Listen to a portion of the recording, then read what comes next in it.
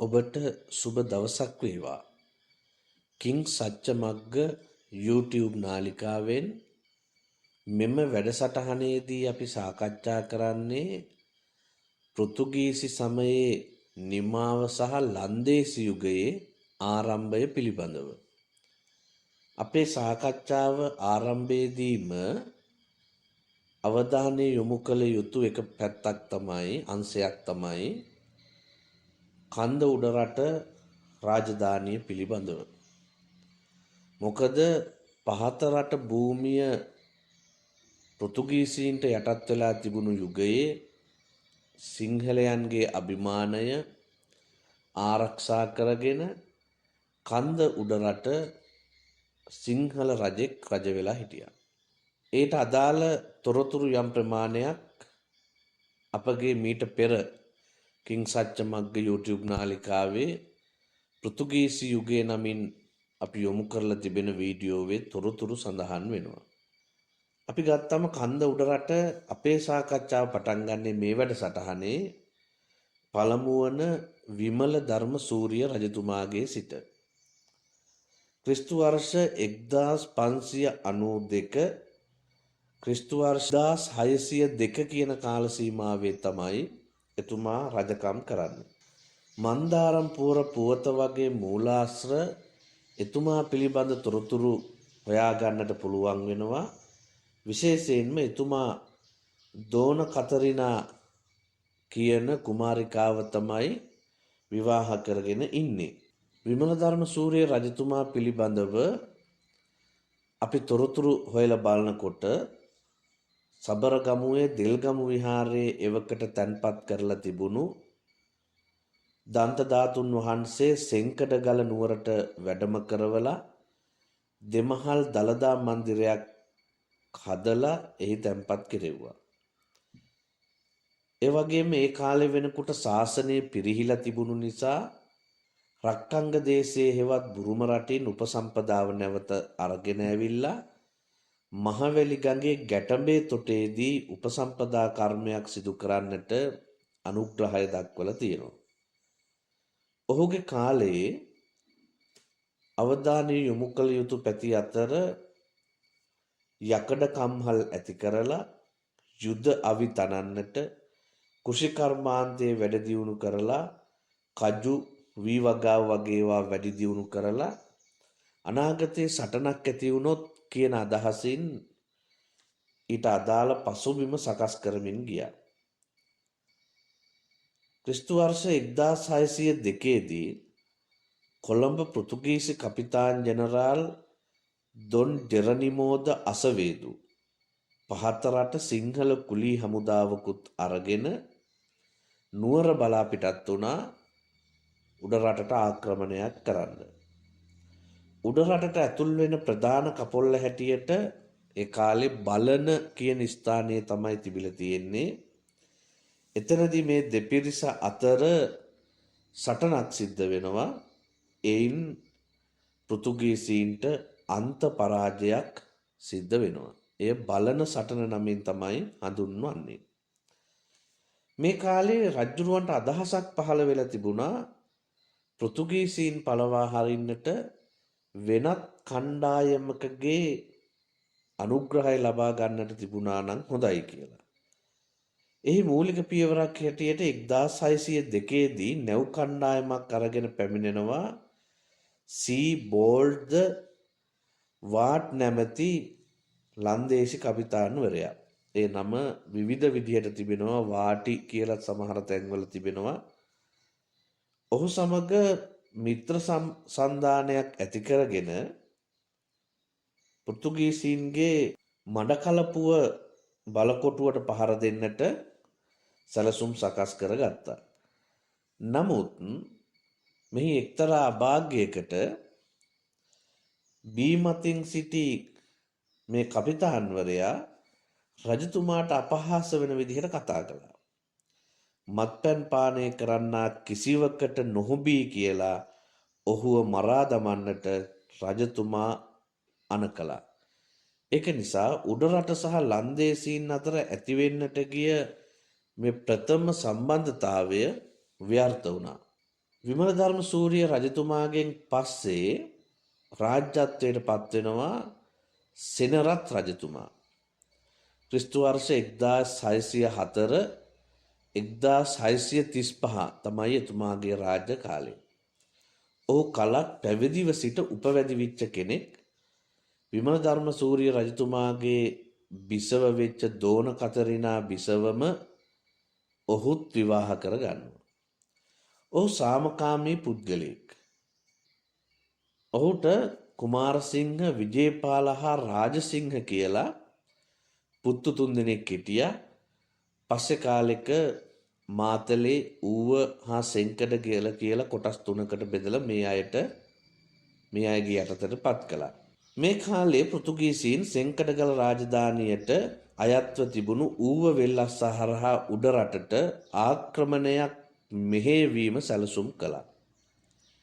මේ සිද්ධිය වෙන්නේ 1630 දී මේ සිංහල සේනාවන් හා පෘතුගීසි සේනාවන් මුණ ගැහිලා තියෙන්නේ වැල්ලවාය අසල තිබෙන රන්දෙනිවල නැමැති ස්ථානයේදී. මේ සටනට සෙනරත් රජතුමාගේ මූලිකත්වයෙන් නායකත්වයේ දුන්නේ ඔහුගේ පුත්‍රයා වෙච්ච දෙවන රාජසිංහ කුමාරයා. ඔහු රන්දෙනිවලදී පෘතුගීසීන්ට අන්ත පරාජයක් අත්කර දෙනවා. ඒ වගේම පෘතුගීසීන් සමග හිටපු ලස්කිරිඤ්ඤ හමුදාවත් සිංහල හමුදාවට එක්වෙච්ච නිසා පෘතුගීසි හමුදා සමූල ඝාතනයකට ලක්වෙච්ච බව තමයි සඳහන් වෙන්නේ. සෙනරත් රජතුමාගෙන් පස්සේ දෙවන රාජසිංහ රජතුමා රාජ්‍යත්වයට පත් වෙනවා. සෙනරත් රජතුමා බොහොම නිහතමානී එමෙන්ම ධාර්මික කලබලයක් නොමැතිව රාජ්‍යය ගෙන ගියා වගේම ඔහුගෙන් විච්ච විශිෂ්ට සේවාවක් තමයි දෙවන රාජසිංහ නැමැති මේ රණකාමී පුත්‍රයාව ඔහුගෙන් පසු රාජ්‍යත්වයට පත් කිරීම සඳහා නිර්මාණය කර තිබීම. දෙවන රාජසිංහ රජුරුවෝ පෘතුගීසීන්ව කොහොම හරි ලංකාවෙන් පළවා හරින්නට ඕනි කියලා හිතලා කටයුතු කරපු කෙනෙක්. 1687 දී දෙවන රාජසිංහ රජතුමාගේ ඇවෑමෙන් ඔහුගේ එකම පුත්‍රයා වෙච්ච දෙවන විමලධර්ම සූරිය 1687 1707 ඔහු රජ වෙනවා. දෙවන විමලධර්ම සූරිය රජතුමාගේ පුත්‍රයා තමයි නරේන්ද්‍ර සිංහ කුමාරයා 1707 දී සිය පියා ඇවෑමෙන් උඩරට රජ වෙනවා. ඔහු වහා කිපෙන සුළු විනෝදකාමී චරිතයක්. නරේන්ද්‍ර සිංහ රජුරුවන්ගේ මව එහෙම නැත්නම් දෙවන විමලධර්ම සූරිය රජතුමාගේ බිසව නායක්කාර වංශයට අයිති ඉන්දියාවේ කෙනෙක්. නරේන්ද්‍ර සිංහ රජතුමාට පුතු හිටියේ නැති නිසා නායක්කාර වංශික බිසවගේ සහෝදරයා ශ්‍රී විජය රාජසිංහ නමින් උඩරට රජ වෙනවා. ඔහුගෙන් පස්සේ කීර්තිසී රාජසිංහ, ඔහුගෙන් පස්සේ රාජාධි රාජසිංහ සහ ලංකාවේ අවසාන රජුරුව හැටියට සලකන ශ්‍රී වික්‍රම රාජසිංහ කියන සියලු දෙනා නායක්කාර වංශයට අයිති අවසාන රජවරු. ඔන්න ඔහොමයි උඩරට රජ වෙච්ච රාජනාමාවලිය. පෘතුගීසීන්ව පළවා හැරලා ලන්දේසීන්ට ලංකාවේ බලය අත්පත් කරගන්නට හැකියාව ලැබුණා.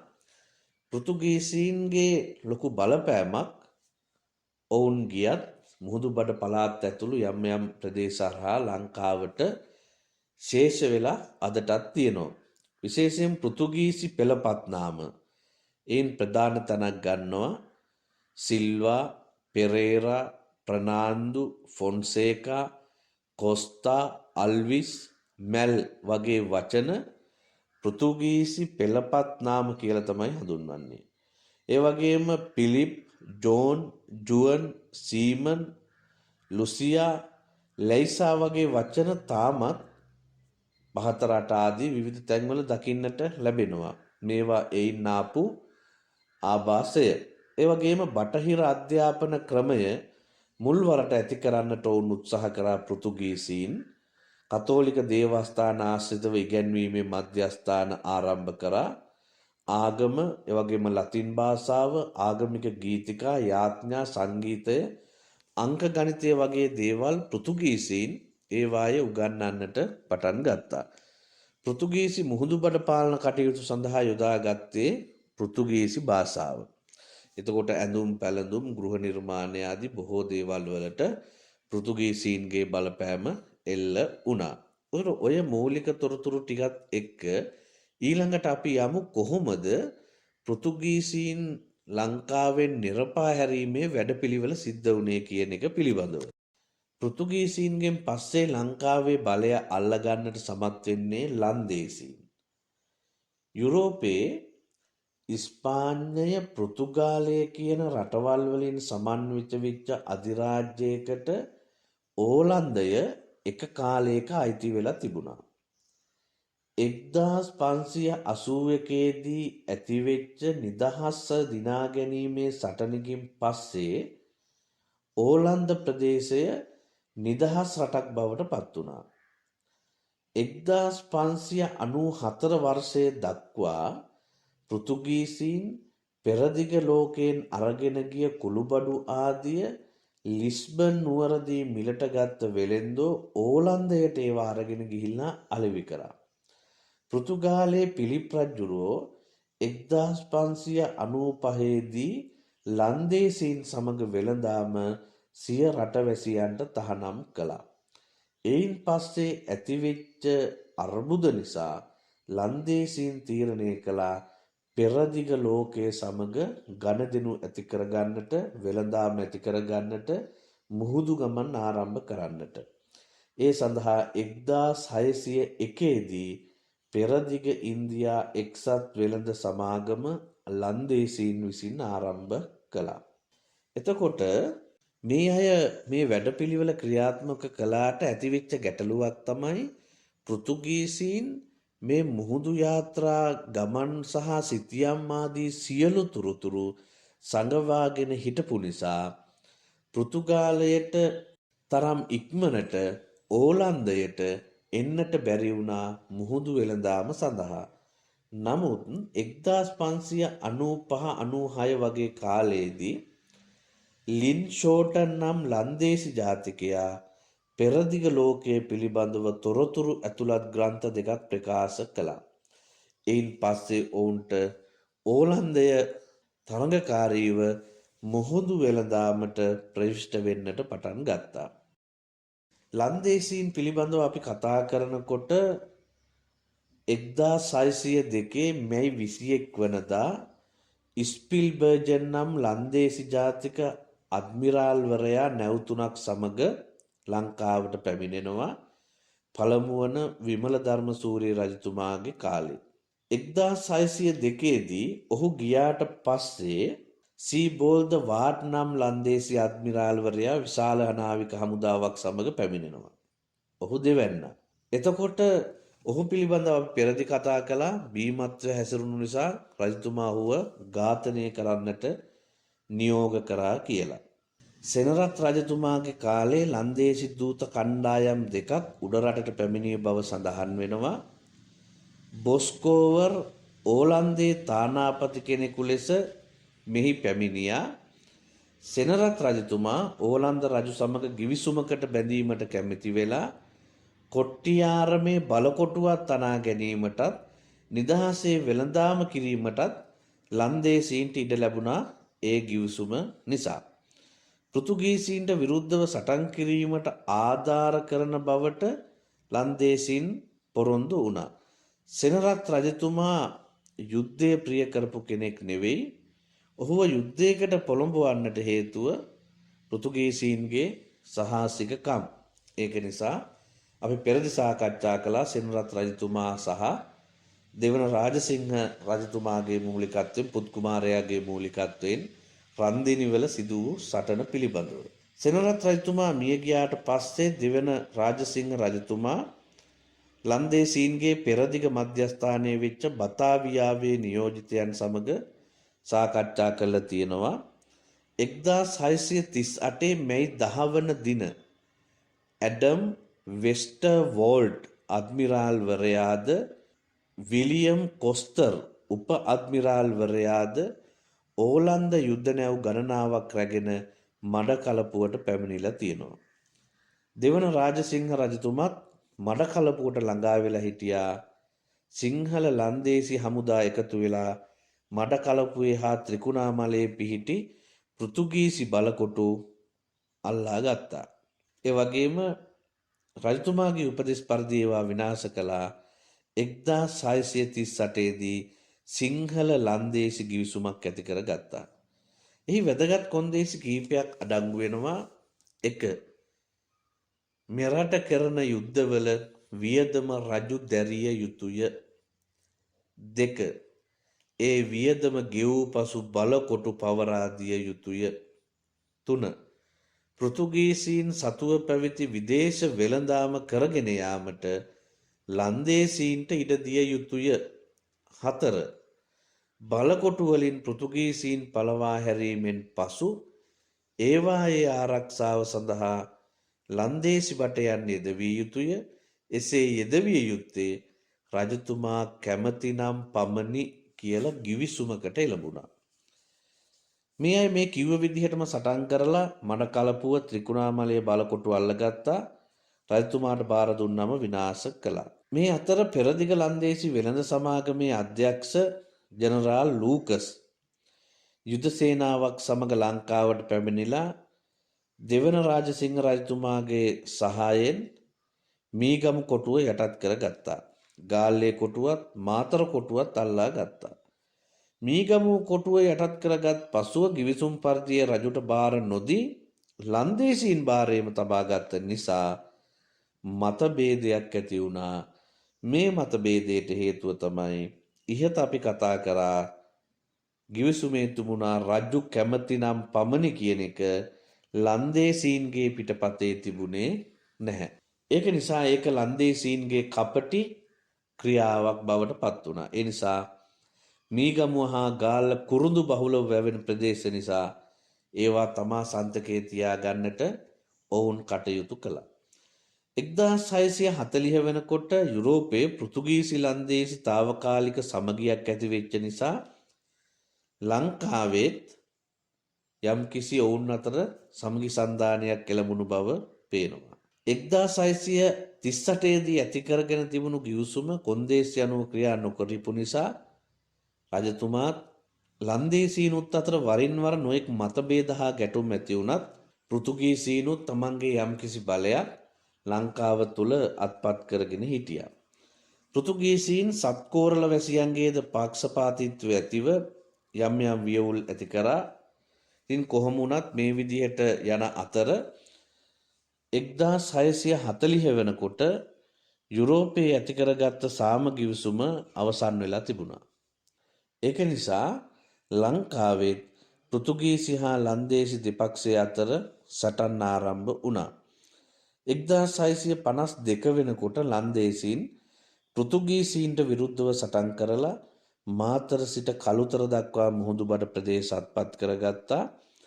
1656 දී පෙරදිග ඉන්දියා වෙළඳ සමාගමේ අධ්‍යක්ෂ ධූරය දරු ජෙරල් හල්ප්ට් සෙනවිතමේ විශාල හමුදාවක් සමග ලංකාවට ආවා. මේන් බලවත් වෙච්ච ලන්දේසීන් කොළඹ කොටුව ඇතුළු පෘතුගීසීන් සතු සියලු බලකොටු අල්ලා ගත්තා. ජෙරල්ඩ් හල්ප්ට් කෙරෙහි ප්‍රසාදයට පත් වෙලා හිටපු රාජසිංහ රජතුමා ඔහුට විශාල සැලකිලිත් දක්වලා හමුදාවකුත් සිංහල හමුදාවකුත් යොමු කළා. මේ නසරණ භාවයට පත්වෙච්ච පෘතුගීසීන් සටන නවත්තන්න කියලා රජතුමාගෙන් ඉල්ලුවා. රජතුමා උන්ට දැනුම් දුන්නා යටත් වෙන්න කියලා. කොහොම වුණත් මේ වයින් අසරණ වෙච්ච පෘතුගීසීන් කොළඹ කොටුවේ යතුරු බාර දුන්නා. කොටුව හා කොළඹ ප්‍රදේශයත් ලන්දේසීන්ට අයිති වුණා. මේ විදිහට 1658 වෙනකොට මන්නාරමත් යාපනයේ කොටුවත් අල්ලා ගැනීමෙන් ලංකාවේ එතෙක් පැවති පෘතුගීසි පාලනය නිමා වුණා. ඒ ක්‍රිස්තු වර්ෂ 1658 දී පමණ. එනම් 1505 සිට 1658 දක්වා තිබුණු විවිධ විදිහට ලංකාවේ පාලනයට මැදිහත් වෙච්ච පෘතුගීසීන්ගේ කාලවකවානුව එයින් නිමාවට පත් වෙලා ලන්දේසීන්ට සියලු බලකොටු යටත්භාවයට පත් වෙනවා. ඔවුන් විශේෂයෙන් පෘතුගීසීන් වගේම වෙළඳ ඒකාධිකාරිය තමන් යටතේ තියාගන්නටත් තමන්ගේ ඔවුන්ගේ ආගම වෙලා තිබුණු රෙපරමාදු ක්‍රිස්තියානි ආගම ව්‍යාප්ත කරන්නටත් අභිප්‍රාය සහ කටයුතු සැලැස්තුවා. ඒ අතර වැඩිපුර යුද්ධවලට පැටලෙන්නේ නැතුව උපායශීලීව තමන්ගේ අරමුණ ජයග්‍රහණය කරගන්නට උත්සාහ කරපු බව පේනවා ලන්දේසීන් කටයුතු කරලා තිබෙන විදිය දිහාව බැලුවහම. උඩරටත් එක්ක ලන්දේසීන්ගේ සහසම්බන්ධතා ඒ විදිහට විවිධ හිතවත්කම් අමනාපවීම් මැද්දේ යද්දී පහත රට ඔවුන්ගේ පාලන ප්‍රදේශවල හිටපු මිනිස්සු ලන්දේසීන්ගේ ක්‍රියාමාර්ග ගැන අතිශයින් කලකිරිලා හිටියා. ඔවුන් විසින් පනවාපු බදු අය කරන්නන් විසින් බදු ප්‍රමාණයට වඩා අය කිරීම, ඒ වගේම ඒ අයට විවිධ තාඩන පීඩන එල්ල කිරීම වගේ විශාල ගැටලු රැසක් පහත රට ඇති වෙලා තිබුණා. වංචා සහගත ලෙස බදු අය කරගත්තා. ඒ විතරක් නෙවෙයි, තමන්ට කුරුණු තලන්නන්ට වාර්ෂිකව කියලා තිබුණු ප්‍රමාණයට ලබා දෙන්නට බැරි වුණාට පස්සේ විවිධ දඬුවම් වලට යටත් වෙන්න සිද්ධ වුණා.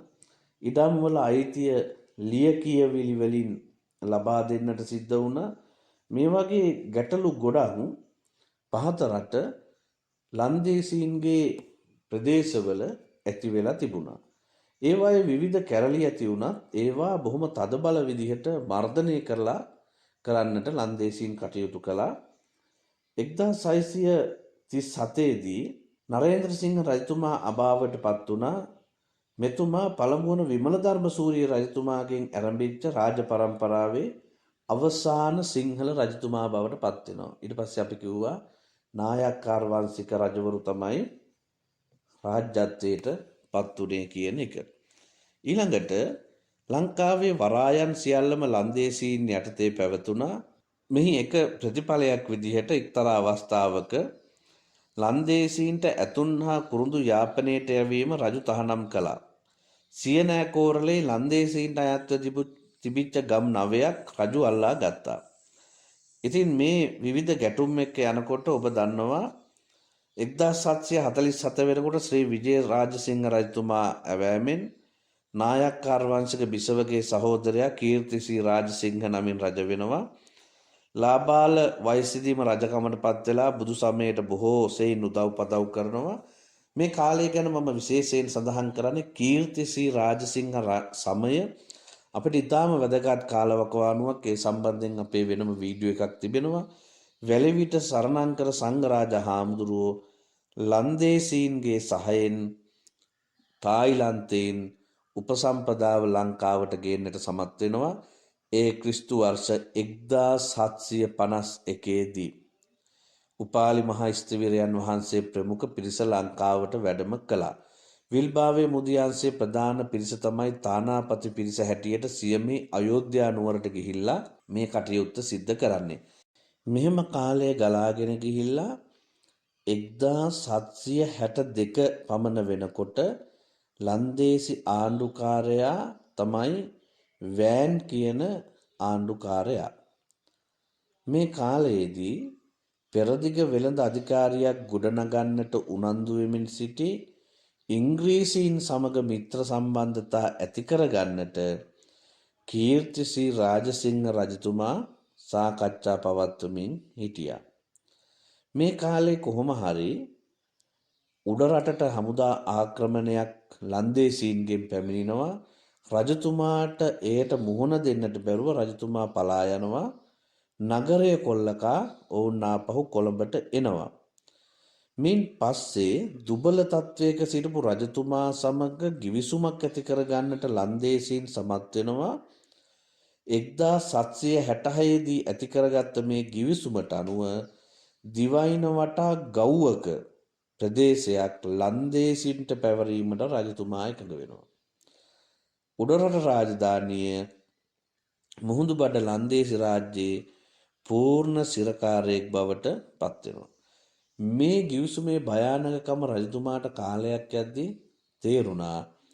නමුත් ඔහු නැවත ඉල්ලා සිටියා මේ කොටස Tamanට පවරන්න කියලා. නමුත් ඔවුන් ඒ කළේ නැහැ. ඒ වෙනුවට කෘෂිකර්මාන්තය, කුරුදු වැවීම, මුතු කිමිදීම වගේ දේවල් තමන්ගේ ආදායම් හැටියට ලන්දේසීන් පවත්වාගෙන ගියා. කීර්තිසී රාජසිංහ රජතුමා වෙහෙර විහාරස්ථාන ප්‍රතිසංස්කරණය කරලා ගම්බිම් පූජා කරලා මුතු සමය වෙනුවෙන් ලොකු වැඩ කොටසක් සිද්ධ කළා. මේ විදිහට 1700 ගණන්වල ලන්දේසි සමය ක්‍රමක්‍රමයෙන් ලංකාවේ රජවරු සමග විටක මිත්‍රව විටක විරුද්ධව ගණදෙනු කරමින් ගිහිල්ලා ඔවුන්ගේ නිමාවට පත්වෙන්නේ ක්‍රිස්තු වර්ෂ 1796න් ලන්දේසීන්ගේ යුගය නිමාවට පත්වෙනවා. 1796න් පසුව ලංකාව පාලනය කරන්නේ බ්‍රිතාන්‍ය ජාතිකයන් විසින්. එයත් අපි කෙටියෙන් සාකච්ඡා කරමු. ඒ තමයි 1789 දී පමණ වෙච්ච ප්‍රංශ විප්ලවයෙන් පස්සේ ප්‍රංශ හමුදා ඕලන්දය ආක්‍රමණය කළා. ඕලන්දයේ සිටි පාලකයා එංගලන්තයට පැන ගියා. මේ සිදුවීම නිසා ප්‍රංශය සූදානම් වුණා ඕලන්දයට යටත් වෙලා තිබුණු යටත් විජ සියල්ල අත්පත් කර ගන්නට. ඒ නිසා එංගලන්තයට පැනලා ගිහිල්ලා හිටපු ඕලන්දයේ රජතුමා තමන්ගේ යටතේ තිබුණු සියලුම යටත් විජ ටික බ්‍රිතාන්‍යයන්ට පවරා දුන්නා. ඒ විදිහට තමයි බ්‍රිතාන්‍යයන්ට එහෙම නැත්නම් ඉංග්‍රීසීන්ට 1796 දී ශ්‍රී ලංකාව යටත් වුණේ. ඒ විදිහට ලන්දේසීන්ට යටත් වෙලා තිබුණු සියලු ප්‍රදේශ ඉංග්‍රීසීන්ගේ පාලනයට ආවේ එම ක්‍රමයට. එහෙමනම් ওই විදිහට තමයි අපිට මූලික තොරතුරු සාකච්ඡා කරන්නට පුළුවන් ලන්දේසි යුගය පිළිබඳව. අපි මෙහි ඊළඟ වැඩසටහන ඉංග්‍රීසි යුගය කොහොමද ආරම්භ වෙන්නේ සහ ලන්දේසීන් නිසා මෙහි ශේෂව ගිය කාරණා මොනවාද කියන එක අපි ඊළඟ වැඩසටහනේදී සාකච්ඡා කරන්නට තබමින් විශේෂයෙන්ම මීට වඩා ගැඹුරු බොහෝ තොරතුරු මේ සියල්ලගේම අන්තර්ගත වෙලා පවතිනවා. ඒවා ඔබට සොයා ගන්නට ඉඩ තබමින් විභාග සඳහා බොහෝ ශිෂ්‍යයන්ට මෙම කොටස් පැටලිලි සහගත නිසා තමයි වර්ෂත් එක්කම නිරවුල්ව මේ තොරතුරු ඔබට ඉදිරිපත් කරන්නට යෙදුනේ. මූලාශ්‍ර රසක් අපි අධ්‍යයනය කරමින්. එහෙමනම් අපි ඊළඟ වැඩසටහනින් අපි නැවත මුණ ගැසෙමු.